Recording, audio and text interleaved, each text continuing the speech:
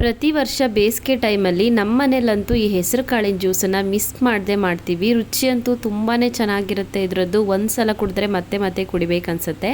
ಎಲ್ರಿಗೂ ನಮಸ್ಕಾರ, welcome back to Sandhya Shetty's kitchen. ಇವತ್ತಿನ ವಿಡಿಯೋದಲ್ಲಿ ಬೇಸಿಗೆ ಬಿಸಿಲಿಗೆ ಮಾಡಿಸಿರುವಂಥ ದೇಹವನ್ನು ತಂಪಾಗಿರಿಸುವಂಥ ಹೆಸರು ಕಾಳಿನ ಜ್ಯೂಸಿನ ರೆಸಿಪಿನ ಶೇರ್ ಮಾಡ್ತಾ ಇದ್ದೀನಿ. ರುಚಿನೂ ಚೆನ್ನಾಗಿರುತ್ತೆ, ತಂಪಾಗಿಯೂ ಇರುತ್ತೆ. ಬನ್ನಿ ಹಾಗಿದ್ರೆ ಯಾವ ಥರ ಮಾಡೋದಂತ ನೋಡೋಣ.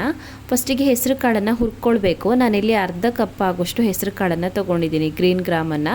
ಇದನ್ನ ಒಂದು ಬಾಣಲಿಗೆ ಹಾಕಿಬಿಟ್ಟು ಕಲರ್ ಚೇಂಜ್ ಆಗೋವರೆಗೂ ಹುರ್ಕೊಳ್ಬೇಕು. ಕಲರ್ ಸ್ವಲ್ಪ ಡಾರ್ಕ್ ಆಗುತ್ತೆ ಇದರದ್ದು ಹುರಿದಾದ ನಂತರ. ನೋಡಿ, ಈ ಥರ ಕಲರ್ ಚೇಂಜ್ ಆಗುತ್ತೆ, ಅಲ್ಲಿವರೆಗೂ ಹುರ್ಕೊಳ್ಬೇಕು.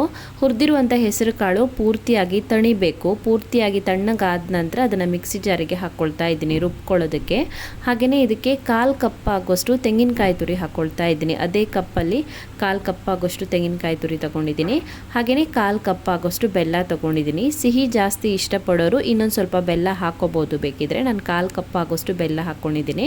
ಹಾಗೆಯೇ ಸ್ವಲ್ಪ ಉಪ್ಪು ಹಾಕೋಬೇಕು, ಜಾಸ್ತಿ ಬೇಡ. 2ರಿಂದ 3 ಚಿಟಿಕೆ ಆದರೂ ಉಪ್ಪು ಹಾಕೋಬೇಕು. ಉಪ್ಪು ಹಾಕಿಲ್ಲ ಅಂದರೆ ರುಚಿ ಅಷ್ಟೊಂದು ಚೆನ್ನಾಗಿ ಬರಲ್ಲ. ಸ್ವಲ್ಪ ಉಪ್ಪು ಹಾಕ್ಕೊಳ್ಳಿ. 1 ಏಲಕ್ಕಿ ಹಾಕ್ಕೊಳ್ತಾ ಇದ್ದೀನಿ. ಏಲಕ್ಕಿ ಆಪ್ಷನಲ್ಲು, ಬೇಕಿದ್ದರೆ ಹಾಕೋಬೋದು, ಇಲ್ಲ ಅಂದರೂ ಪರವಾಗಿಲ್ಲ. ಇವಾಗ ಇದಕ್ಕೆ ಸ್ವಲ್ಪನೇ ನೀರು ಹಾಕ್ಕೊಳ್ಳಿ. ಗ್ರೈಂಡ್ ಆಗ್ತಿದ್ದ ಹಾಗೆಯೇ ಬೇಕಿರೋಷ್ಟು ನೀರನ್ನು ಸ್ವಲ್ಪನೇ ಹಾಕ್ಕೊಳ್ಳಿ, ಒಂದೇ ಸಲಕ್ಕೆ ಹಾಕ್ಕೊಳ್ಬೇಡಿ.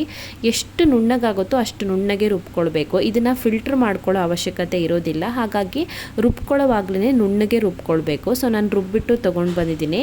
ಇವಾಗ ಇದಕ್ಕೆ 2 ಲೋಟ ಆಗೋಷ್ಟು ನೀರು ಹಾಕ್ಕೊಳ್ತಾ ಇದ್ದೀನಿ. ಜಾಸ್ತಿ ತೆಳುವಾಗುತ್ತೆ, ಹಾಗಾಗಿ 2 ಲೋಟ ನೀರು ಹಾಕ್ಕೊಳ್ಳಿ, ಅದಕ್ಕಿಂತ ಜಾಸ್ತಿ ಹಾಕ್ಕೋಬೇಡಿ. ಇದನ್ನು ಜಾಸ್ತಿ ತೆಳು ಮಾಡ್ಕೊಳ್ಬಾರ್ದು, ಸ್ವಲ್ಪ ದಪ್ಪನೇ ಕುಡಿಬೇಕು. ಸೊ ನೀರು ಹಾಕಿಬಿಟ್ಟು ಚೆನ್ನಾಗಿ ಮಿಕ್ಸ್ ಮಾಡಿಕೊಂಡ್ರೆ ಆಯಿತು. ರುಚಿಯಾಗಿರುವಂಥ ಹೆಸರು ಕಾಳಿನ ಜ್ಯೂಸ್ ರೆಡಿ ಆಗಿಬಿಡುತ್ತೆ. ಬೇಕಿದ್ದರೆ ಐಸ್ ಕ್ಯೂಬ್ಸ್ನ ಕೂಡ ಹಾಕ್ಕೊಳ್ಬೋದು, ತಣ್ಣಗಿರುತ್ತೆ. ಸೊ ಸರ್ವಿಂಗ್ ಗ್ಲಾಸಸ್ಗೆ ಹಾಕ್ಕೊಳ್ತಾ ಇದ್ದೀನಿ. ನೀವು ಒಂದು ಸಲನಾದ್ರೂ ಈ ಹೆಸರು ಕಾಳಿನ ಜ್ಯೂಸನ್ನು ಮಾಡ್ಕೊಂಡು ಕುಡೀರಿ. ಒಂದು ಸಲ ಕುಡಿದ್ರೆ ಮತ್ತೆ ಮತ್ತೆ ಕುಡಿಬೇಕನ್ಸುತ್ತೆ, ಅಷ್ಟೊಂದು ರುಚಿಯಾಗಿರುತ್ತೆ. ಸೊ ಟ್ರೈ ಮಾಡಿ, ಕಮೆಂಟಲ್ಲಿ ಹೇಗಿದೆ ಅಂತ ತಿಳಿಸಿ. ಇನ್ನೂ ಹೆಚ್ಚಿನ ವಿಡಿಯೋಗಳಿಗೆ ನನ್ನ ಯೂಟ್ಯೂಬ್ ಚಾನಲನ್ನು ಸಬ್ಸ್ಕ್ರೈಬ್ ಮಾಡ್ಕೊಳ್ಳಿ. ಹಾಗೆಯೇ ನನ್ನನ್ನು ಫಾಲೋ ಮಾಡೋದನ್ನು ಮರಿಬೇಡಿ.